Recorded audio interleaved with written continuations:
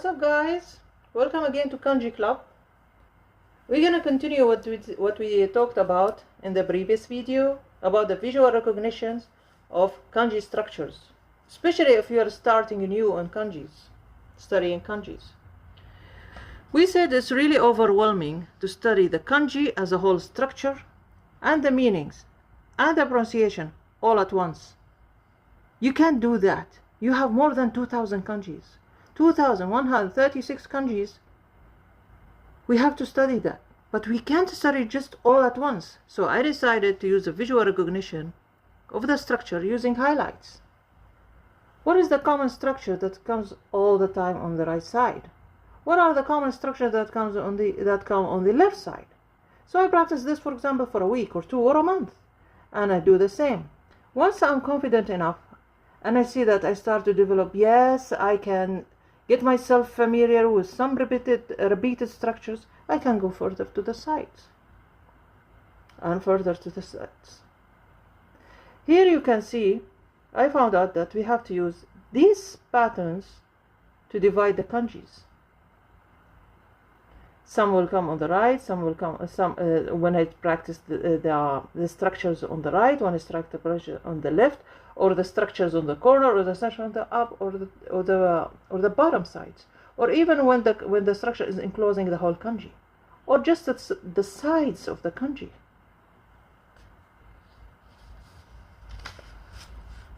This way, time by time, you're gonna develop your own list of the common structures that comes within kanjis. So here we study these, or we visually recognize the pattern of these in the previous video, and now we're gonna add 3 more. You can add 3, 4, 5, it depends. And not only that, you can use any Japanese textbook. You don't have to know how to read it. So for example, you're gonna see what is on the right side, what is on the left side. Just highlight it. Just highlight it. You will discover there are certain patterns. This is just a part of these repeated structures. Now, this method, this visual recognition method, will take you to something called, will lead you to something called busho. Busho are the structure, the part of the kanji that gives hints to the meaning. For example, this means fire. So anything comes with fire is related to the meaning of fire. Anything comes with the with this kanji, it's related to, and so on.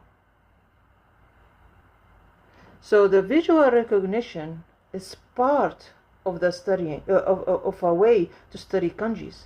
Actually, it's the first step, because you're gonna have your collection, your repeated pattern.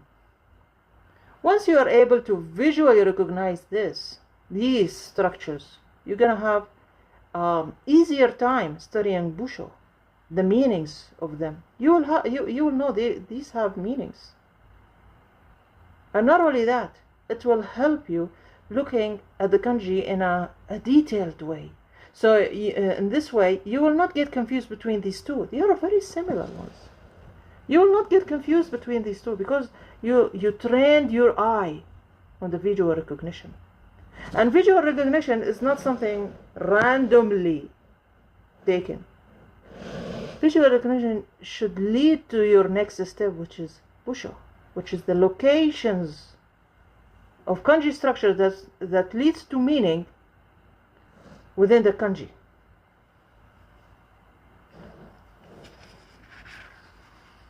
You see these? In addition, to add a real-life touch training on the visual recognition, sometimes I open Tokyo maps in Google and look at the kanjis written around Tokyo city in Japan. So Tokyo maps, just look around. What comes on the right side of the kanjis you're gonna see? What will come on the left side? And what about the corners? Start writing down these familiar structures. So Tokyo maps will really help you And you can check many photos, actually real life photos from Tokyo in Tokyo Maps in Google. Just try that, because you will have a real life touch when you will study that. And you can get any Japanese textbook. Any Japanese textbook will do. You see, right side, left side, any side. This method helped me a lot when I started recognizing the structures. It helped me to write down the kanjis, the bushos.